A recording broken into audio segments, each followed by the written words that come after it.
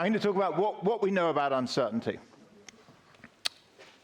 So there's a widespread view that uncertainty matters. Really, if I just go to the media as one way of thinking about it. So back in the 2008 financial crisis, there's a lot of media claiming that there's a bad event going on, but uncertainty is making it worse. And this is an article by Olivier Blanchard back in the Economist back in 2009. You saw similar things over time. Here's the election of Trump caused a surge in uncertainty both in the US and Europe. The threats over the trade war. Here's Brexit. I don't think I'll give much away by saying I was not a fan. You can probably figure out what I might have voted. I didn't win, put it that way. So Brexit happened, and there's been tremendous uncertainty just because, A, just the incident, but B, it's just taken so long and been such an issue for the British government. More recently, the coronavirus, the Fed said that there's probably never been more uncertainty during the peak of the coronavirus, which I'll show in a minute. I think is true based on our measures. And then more recently, inflation and the Russian invasion of Ukraine, again, have generated tremendous uncertainty. So I've been working on this for more than 25 years. It's a long time. I feel at times like it feels like I've been working on it for more than 25 years. I'm 50 now. Thought I'd put up a photo to see what it feels like. Show you when I was a grad student with my advisor. So this is me. It's a grad student back with my advisor. I have aged considerable time, but maybe I can use that to explain what I think I've learned. So one thing is just empirical. When I first started working on uncertainty, there's a real challenge over measuring what's meant by uncertainty, and it wasn't easy. And I'll go through the different measures. At the end, I'm still not going to claim it's easy, but I'll hopefully give you some yardstick. It's important, obviously, for firms and governments. It's also a big deal for financial service companies. So I talked to lots of hedge funds, banks that need to measure. Think of options trading. They need to measure this all the time, real time. So I was about to say something like this doesn't exist. This thing exists. I wrote an article, a populist article a while ago, and they had some artwork, and they called it the uncertainty barometer, which I thought was like perfect. If that existed, I wouldn't need to be doing any more work. But I thought it was a nice idea, but it's where art doesn't quite meet reality, and so there is no such thing as an uncertainty barometer. So I'm going to go through 4 types of data. One is financial markets, then newspapers, then the World Uncertainty Index, which is with the IMF, and then some survey data with 2 central banks. So financial market data, this is like the key data set that I started looking at when I was starting my PhD. So I started my PhD in 1996. I was like, how do you measure uncertainty? It's not very easy. There's these surveys that aren't really that reliable. Are you uncertain? Yes, no, disagree, these kind of things. People tend to always say yes. They're not, it's hard to get anything serious out of them. So I thought, well, look, we can at least go to financial markets. And one way is to look at the volatility of the market just day by day, which is called realized vol. But that's current and backward looking. So the better way, if you're an economist, if you're kind of reading, Stokey, Lucas, Prescott, econ books, is to have something that's forward looking. So this is the VIX. It is the 1 month forward looking implied volatility in the S&P 500. And the way it's calculated is there's loads of put and call options trading on the S&P 500. You combine them, internally they're combined by these SBOE, the exchange, to generate a VIX. When the VIX is narrow, it means the future's pretty easily determined in this window. When the VIX is wide, it means people are really uncertain where the future is. So in some sense, it's a financial market measure of uncertainty. And what you can see is spikes around recessions, Asia crisis, L2CM default, 9/11. I remember it was a pretty major event. I was in my PhD when that happened. It seemed like, kind of the world had ended. Gulf Wars. Obviously, the global financial crisis was an enormous event. Again, I remember when Lehman's bank went bankrupt. I was kind of stunned. I had friends working in Lehman's that were closed in the middle of the morning. Up to the pandemic. Again, the pandemic. All of these things felt like, incredible things that I thought I'd never see in my lifetime. And then more recently, Russia invades Ukraine, Silicon Valley Bank melts down, there's a pickup in inflation. So the pros, this index is great, it's available real time. So on the way in this morning, I checked the VIX for yesterday. The markets are not open today, but as soon as they're open, you have a number. So every minute of every day, there is a number on the VIX, which is really great. There's no time delay.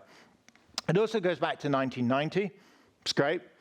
There are a couple of downsides that mean that it's really quite problematic more generally. One is it's mainly for recessions and financial crises. If you look at this, it's going to be hard to find someone that's going to say the Enron and WellCom event were more uncertain than 9/11. 9/11 is a much bigger event than Enron and WellCom. Enron and WellCom are up there because they made people nervous about accounting scandals with other companies, but they're not ultimately in the scheme of things, I think, financially, globally as important as 9/11.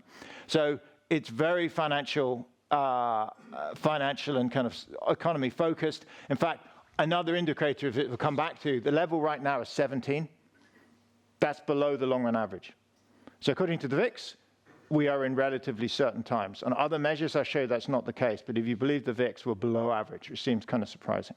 The reason it's low is the stock market's high, and it tends to naturally drift low when the market's high. The other thing is there's few of any emerging or developing countries. If you want to look at uncertainty and say Ghana, you just can't do this. Even the daily stock market in Ghana is, sometimes illiquid. So if I was rung up by the Wall Street Journal, asked about uncertainty today in the US, that'd be a natural place to quickly check, but it wouldn't certainly not be the end of the discussion. What about newspapers? So newspapers, I'm going to start on a paper I started working on with Scott Baker and Steve Davis. This really came from a meeting that Steve and I had in the NBER in 2013. So I remember sitting with Steve having coffee, coming back to the discussion of work from home or not, that's why, not working from home can be good. We were like sitting in person, kicking ideas around, saying, there's lots of uncertainty now because the fiscal cliff and will the Republicans and Democrats do this and that, how to measure it. It's not showing up in the VIX. What should we do? And we actually kicked around a bunch of ideas, and one of them is, why not read newspapers? And started reading them. It is discussed in the newspapers, and thought about how to systematize it.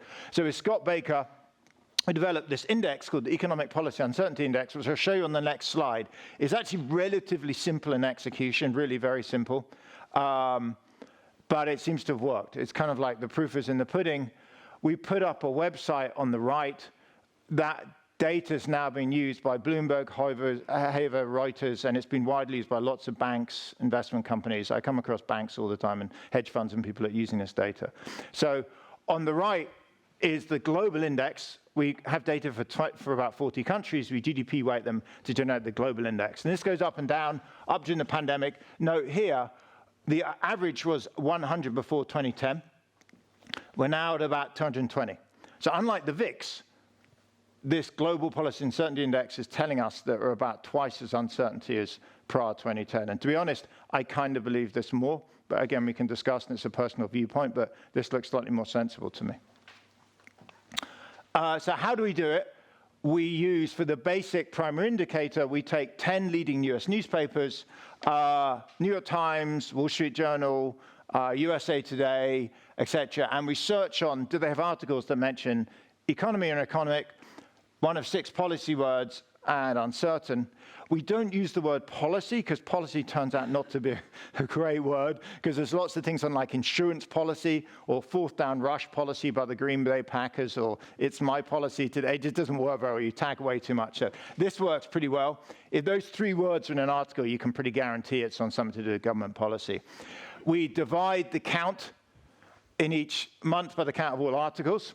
Turns out paper prices affect the length of newspapers, so you've got to be slightly careful. And then we normalize them to get a 10-month index. This is the US index. Looks reasonably sensible. It goes up and down with things like the Gulf War, 9/11. It's clearly jumped up a lot recently with the COVID pandemic. And I think anyone that's lived through that must experience that this was just, at least for us, was completely unprecedented. Like, this feels like the biggest shock, and you see it in the index. Another nice thing about text is you can drill down. So with the VIX, like the VIX is the VIX. It's like the price people are buying and selling. If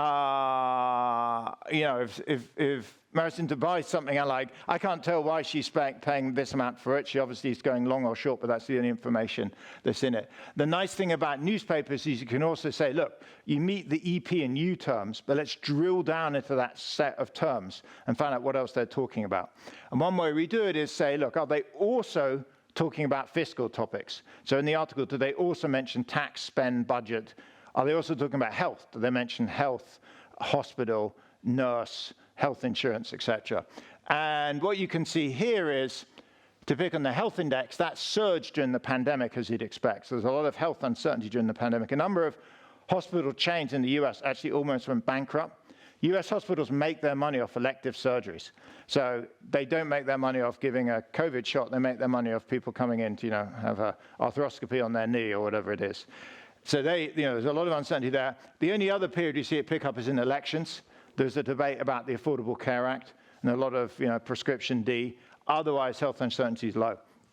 Trade picks up when Trump starts a trade war with China and then drops back down again. It's just not really a topic right now. So the nice thing is you can pick up these individual elements. Here's the history version of this. So you can go back to 1900. I've actually been to see I've never seen what's a physical copy of a newspaper looked like in 1900. So all the way back here. It's pretty amazing. So they're basically 2 sheets of paper, because the paper and the printing was not easy. They take 2 sheets, they print on the 4 sides, and then they bend them over. So you effectively make an 8-page paper.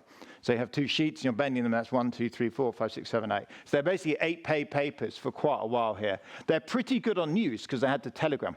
So when you look at even the San Francisco Chronicle had the telegram over to the East Coast, but they're relatively limited information. So you can see gold standard spiked, McKinley's assassinated, start of World War I, etc. The events to note is, one, the Great Depression. This spikes a lot, and the kind of 1937 relapse. This highlights kind of a couple of things. Uncertainty is correlated with slowdowns in activity. It's much less obvious on causality. So, because there's a general audience, I'm not going to spend a lot of time going into it. I think there's a bit of evidence on both, from looking at VARs and incidents and various things.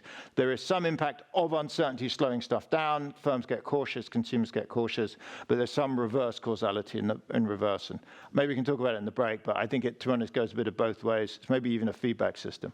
Anyway, the pandemic, the Great Recession was a huge spike. The other thing is there's been a long run-up since the 60s. And interestingly, this is US data. This maps into the literature in the US on political polarization. So there's work out of Princeton whereby they've taken members of the Senate and the House of Representatives and look at what they voted on, issues they voted on. And they put each one of them on a left-right scale, because they vote on dozens and dozens of issues. And if you do that, there's a distribution of left and right, and they're overlapping in the 60s. So the Republicans that are more left-wing than some of the Democrats. Over time, this Democrat-Republican thing has just moved further and further apart. And for about the last 15 years, there's just no overlap. And so they're just basically not talking to each other. It's now about winning, being the majority, and then you just run the rules. You ignore the other half at this point. You just run it yourself. And as a result, that seems to be one. It's hard to go again on causality, but uncertainty is drifting up over this period. We can also look at other countries. So here's the UK. What in the UK might be causing tremendous amounts of uncertainty globally. Maybe a disastrously badly handled exit from a large regional trading area that was, it's hard to imagine. It's like a textbook case of bad management. Take like 7, 8 years and still kind of be trying to figure it out. So Brexit was just horrible. Brexit, the vote was clear. In the UK, I actually got to vote against Brexit. I was going to have a drink with my PhD advisors the next day to celebrate Remain, and obviously that drink never happened. But it's not only the vote, but it's just the floundering around for the next 5 years because there's just no clear plan. So kind of like jumping out the airplane and then realizing you didn't bring a parachute with you. You're in trouble at this point. So this just went on and on and on. And then at this point, the Kwarteng Trust mini budget is trying to undo some of the damage. Of course, the markets don't like it. They're borrowing too highly. Has to be reversed. I think it will die down, but for the UK, Brexit's been a huge dominant. This is based on 11 UK newspapers. Here's India. We have 7 newspapers from India. Again, India has a somewhat different pattern. It's political events in India, the demonetization, trade events, global shocks. We have about 40 countries now. We're extending out bit by bit. So another country that you can imagine is very uncertain, you'd like data for, is North Korea. There's like endless changes going on. You can imagine living in North Korea would be entirely very unpredictable. Unfortunately, our North Korean index looks like this. There's like, it highlights, you can't do something about a country which you don't have newspaper data on, or at least reliable newspaper data. So we are limited in what we can do. So pros, you can get a monthly or daily series back to 1990. For the US and the UK, we have hundreds in the UK and thousands in the US of daily papers. It's kind of amazing in the US, there are thousands of daily regional note papers, and we can scrape them to generate a daily index. It comes out with a one-day lag. So you can get the VIX for this morning now, you can get the daily EPU for yesterday, because the newspapers go to press at the beginning of the day. So it's not quite contemporaneous, it lags the VIX by a day, but it's pretty good. You can do a lot of subcategory stuff, health, pandemics, whatever you like. You can do your own analysis. So those are the strengths, and then because of that, it's been widely used. The cons are, first is newspaper bias. This bias is less obvious in some ways than it seems. So one bias, the obvious type of bias, is in countries like Turkey, increasing that, India, China, Russia. There's no longer a free press. And a free press isn't really a 0-1 scale. It kind of is a continuum about how much Singapore, how much you can say and can't say. So that's an issue for us, and I'll show you an example for China in a minute. The other issue, it turns out, is oddly enough for the US. Now, the US is a free press, but American readers are obsessed with Trump. And every article about Trump has a much higher tendency to have the word uncertain in it. And so the more that Trump's in the headlines, the more it just pushes the whole thing up. And Trump seems to love the headlines, and so it's kind of hard to get away from this. We have a kind of Trump effect that artificially boosts it up. So it's biased and kind of deliberate, but also topic, and it's only for countries with sufficiently free press. I mean, that just knocks out North Korea, knocks out quite a lot of developing countries. So then I go to a third approach called the World Uncertainty Index. So this is joint with Hitesh Ahir and Davide Fuceri, who are at the IMF, so it's a kind of a joint product with the IMF. And what this does, here's the main global index on the right. This is the GDP-weighted index of the individual countries. It uses the Economist Intelligence Unit, and I'll show you on the next page, but it's an EIU, rather than newspaper-based index, that gets away from many of the issues using newspapers, but it brings in then some other issues. So practically, what does it do? The Economist Intelligence Unit, which is owned by the Economist magazine, puts out in fact, they're now monthly, but we just use the quarterly because they're the more material updates. They put out a quarterly report about each country, about 154 countries in the world. I mean, quite an amazing amount of work and effort, and I'm sure it's pretty profitable for them. The IMF has a subscription to it and is allowed to do this. Stanford doesn't have the subscription, so it couldn't be scraping like this. So the IMF can download each one of these, and it can scrape for the frequency just of the word uncertain or uncertainty. So here's a picture of France for December, I think, 2007. On average, these are 30 pages. Both the mean and median are about 30. They look like this. Uncertainty is mentioned 3 times. One time we got on screen, it's about a global effect. So to be clear, some's domestic and some is global. This one is global, but this is what you're looking at, 30 pages of relatively standardized text. So how's it done? The EIU has field experts. So a field expert runs a country. So you may be the field expert for Nigeria. So you're the field expert for Nigeria, and each month you have to put into the EIU report to the regional office. In the regional office, the editor then integrates it with other areas, pulls them together. So if you're in Nigeria and there's something going on in Mali or Ghana, say, that's spilling over into your border and you haven't mentioned it, they may say, hey, what about, the Muslim uprising in the north of the country? Surely this is relevant. And they'll say, yeah, probably should put something in. They kind of iterate a bit with other local field reporters, and then eventually the senior editor drafts and aligns it to make sure it's there, the overall time and approach.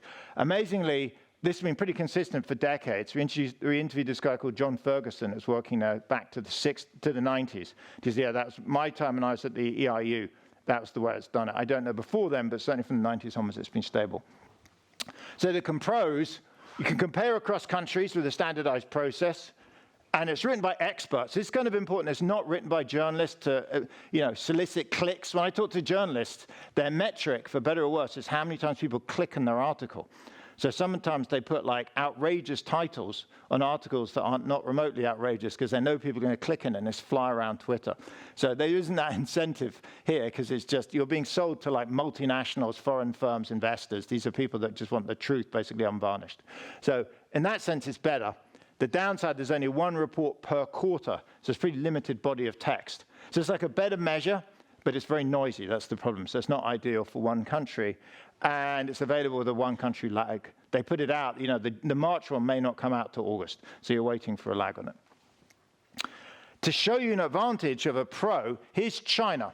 So China using the World Uncertainty Index is in red, and Economic Policy Uncertainty Index using a number of Chinese papers is in blue. A couple of periods to note. Cultural Revolution. Chinese newspapers don't talk about it. There's no uncertainty, apparently, if you're a Chinese newspaper reader. Whereas in practice, it's like the most volatile period of the Chinese history. So you've got to be careful about, dealing with a controlled press. Or the early kind of Z leadership, first time we got in, hot, big in the World Uncertainty Index because the IMF's aware it's a big deal. In the Chinese press, it doesn't go there. So the Chinese press reports on some things like the pandemic. It does not report on other stuff to do with leadership. So you're only getting a partial story of what's going on. So I'll go through 3 facts, and I kind of wrap up. Fact 1, global uncertainty has been rising. So we've seen that in the newspapers. If you look at the World Uncertainty Index, which is the coverage from the Economist Intelligence Unit, it seems to be drifting up. Since really the beginning of the 2000s, we've had 5 major events: the Gulf War, financial crisis, or maybe 6, depends how you count these, European debt and financial crisis, Brexit and Trump. I tend to think it was different events, but maybe they're overlapping. The pandemic and Silicon Valley Bank collapse in Ukraine, which are really definitely are different events. So over this period, there's been a number of events. To put this in context, these scale of events typically happen on average every 7 years. And if you do a hazard function, the probability of it happening is independent of something's happened before you. So each year, you basically, you're rolling dice. You've got about a 1 in 7 chance. It's like I think getting like a 6 or an 8 is about 1 in 7. You got that chance of drawing one of these things, then you roll again for fresh. So uncertainty's been rising upwards. Here's the data for Sweden that Bo kindly pulled together. I smoothed a bit because the one country data is a bit noisy, but Sweden also shows a similar pattern of rising uncertainty. And it's similar to the world, and it's similar to the USA. So fact 2, what's driving this? It's a very colorful slide. We probably couldn't get any more colors on this. So this goes through some of the major events over the last, 7 years. So going back to January 2016, the big thing we see is uncertainty from the UK. So that starts to show up across countries. We see the UK is mentioned much more in other countries' reports, and this is basically Brexit. So Brexit's the big event from 2016 onwards. That starts to come back down again. Then you get Trump. With the Trump election, he was very inflammatory, the stuff he was saying. It was quite worrying for a number of countries with trade regimes. Moved on to actually moves into trade wars. He's fighting a bit with Mexico. That continues until that's overshadowed by the COVID pandemic. So the COVID pandemic's been the major driver of uncertainty for about 2 years.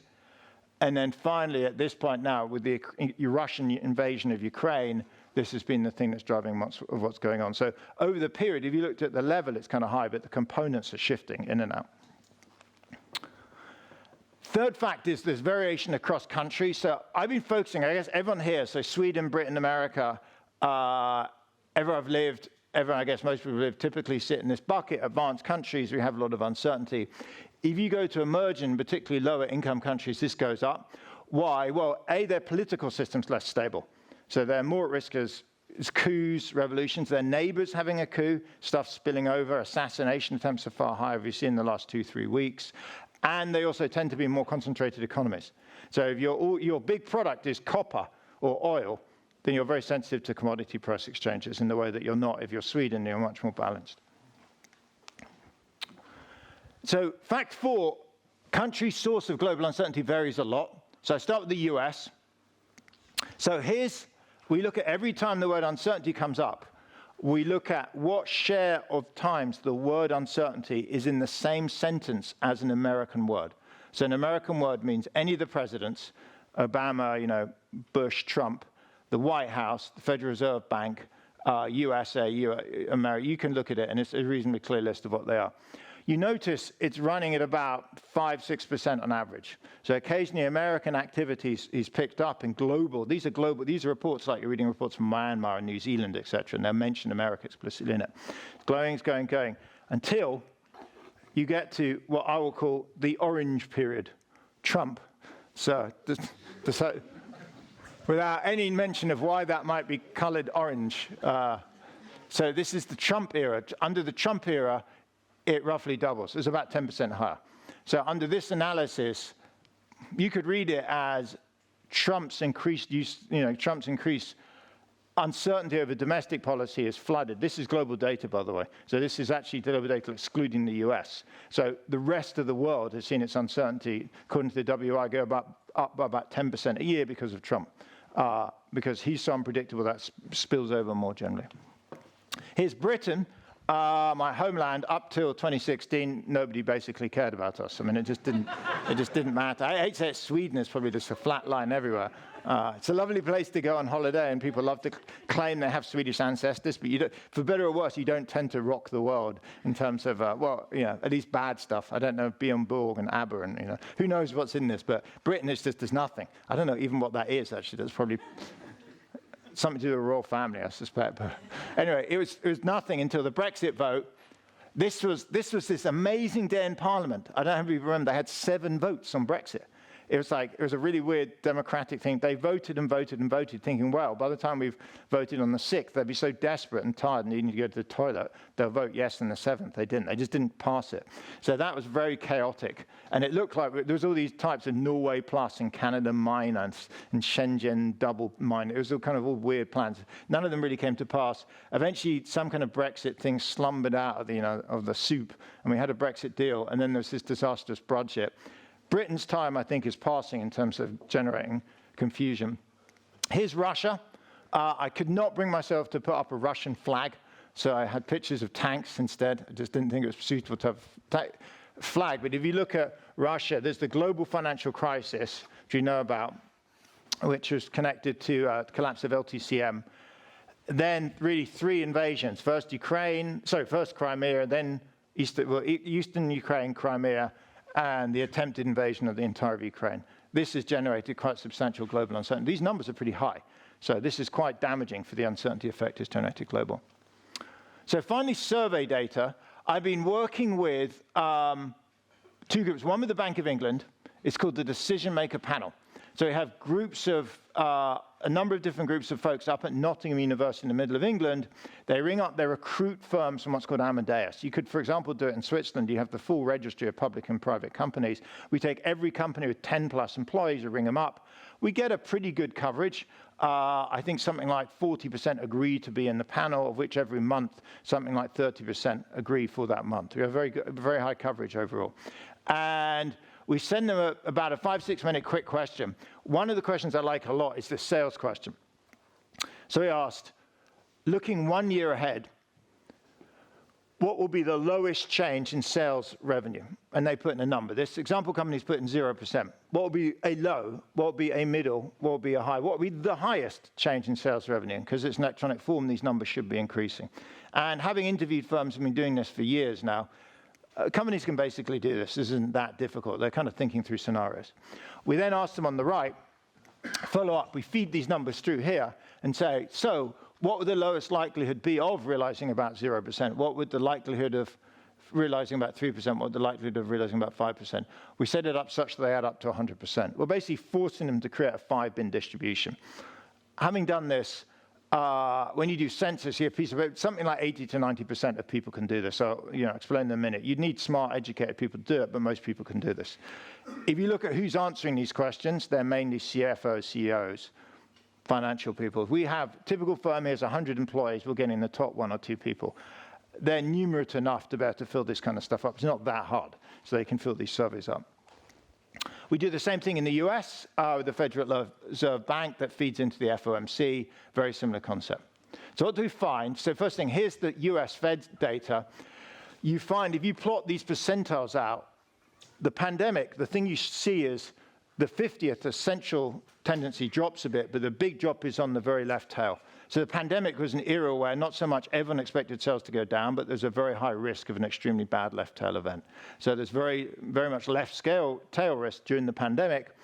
As time goes on, that flattens back, and you notice the top risk tail has gone up. So the pandemic was like a lot of left tail risk, and then slowly shifts with the strong boom up to the up tail risk, and then things are finally settling down. You can also just generate a general uncertainty measure. Here's sales on the left, here's hiring on the right. You see it basically doubled during the pandemic, which is an enormous increase for sales, and then it's dropped down. For pandemic, it's close back down to pre-pandemic levels, not totally for hiring, or almost back at pre-pandemic level. So I would say the pandemic uncertainty is mostly at this point passed into the rear window for firms. We're mostly back to pre-pandemic. The thing that is interesting, certainly for anyone in monetary policy, is we also have a similar price question. We asked what's your lowest, low, medium, high, and highest price increases, and what probability you put against that. And you aggregate up across all firms, you get a measure of price level that matches the producer price index, and we have a good sense of inflation uncertainty. And what we see is we benchmark these both to 100 and 90. Sales uncertainty rose and then dropped back down again. That's blue. Price uncertainty rose and continues to rise. So to the extent these firms are still uncertain, the thing they raise most is price uncertainty. They're still concerned about inflation and interest rates. So to kind of conclude, what about the future? Economists don't go big on crystal balls, or maybe they do, they just hide them in their office. I don't know. I've never had anyone confess to crystal balls. So there's two things I'll say. One is what Bob Hall called the Anna Karenina theory of macro, which I think generates the Anna Karenina theory of uncertainty. So Anna Karenina, the book, has this famous first line about happy families are all alike, unhappy families are all different. I think Bob Hall talks about recessions. I think it reads very naturally across the uncertainty shocks. So the idea is every uncertainty shock is different. It's very hard to predict what they are. Stable times are similar. Stable times are easy, you can predict, and they happen. In most years, you have stable times. Every 7 or 8 years on average, you have something that you just completely can't predict, like a pandemic, the assassination of JFK, the Cuban Missile Crisis, the Brexit vote, the 9/11, the Gulf War. There's just a whole series of these events that you just don't see coming. And people saw them coming, of course, they'd act and stop them having such an impact.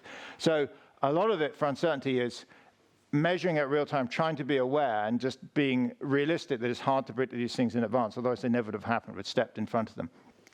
And in terms of what to do, I wrote something up in Harvard Business Review just under a year ago with Hitesh and Davide, just saying that there's 3 things we get from firms that's probably worth doing. One is, I think it pays to follow domestic and global economics and politics. So Milton Friedman had this old saying, the business of business is business. And that might have been true when he wrote that back in the 60s. But it now feels like politics is so important for raising economics, and it's so essential that it pays off now for particularly larger firms to be aware of politics. And I don't like it. It's kind of, I'd rather that the business of business was business, but politics has become just so central. Money is involved in politics, and it comes from firms. So one thing is get involved. Interesting enough, on the first point, at Stanford University, political science has become quite a popular major because of this. It was really quiet for a while. Now companies want people with political science degrees because they're more attuned to what's going to go on in the White House and what kind of issues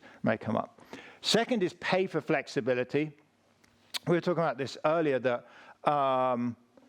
for example, lease rather than buy capital, or lease rather than buy office space. When you're signing, it's been a huge issue with work from home. If you're signing office leases, rather than sign 15-year office leases, sign 5-year leases. Or if you're hiring people, ideally put them on short contracts or go to temp agencies. Now, always short run is more expensive. So for a long run lease, you have a lower rate. But the downside is you can't get out of it, and you're very inflexible. And if you think the world is uncertainty, it's worth paying for flexibility because it's less costly after the event. And then thirdly, is on contingency planning. I put this up because talking to a lot of companies about work from home, I noticed a few had explicit contingency plans. So what happened is the exec board had got together and planned for like 3 or 4 events. So one of them would be fire in HQ, closed building. Another one would be massive hack of the system. Another one would be like mole. Another, you can imagine. Another one is major consumer complaint. Somebody dies off some kind of product. And what they've done is they've gone through contingency plan.